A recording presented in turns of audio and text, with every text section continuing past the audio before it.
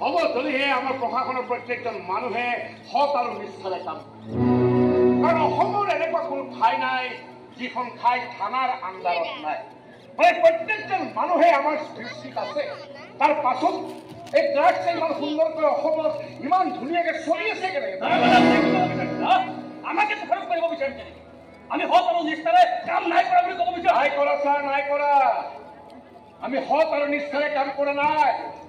আমি নাই কৰা বাবেই এওঁলোকৰ দৰে ড্ৰাগছ মাফিয়াই থানাত আহি দপদপাই থাকিব পাৰিছে। আপুনি কাক মাফিয়া বুলি কৈছে? আমাক মাফিয়া বুলি ক'বলৈ আপুনি কোন?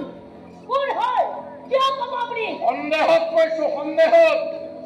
প্ৰমাণ নাই, প্ৰমাণৰ সন্ধানত আছো। আৰু যিদিনাই প্ৰমাণ মোৰ হাতত লাগিব সেইদিনা চালা স্পটতে শেষ কৰি পেলাই। আপুনি কোনো প্ৰমাণ নোহোৱাকৈ এখেতসকলৰ সন্মান হানি কিয় কৰিছে? এইটো মোৰ নিজৰ পাৱাৰ ছাৰ, চৰকাৰী পাৱাৰ নহয়। এই কাণ খুলি পিন্ধা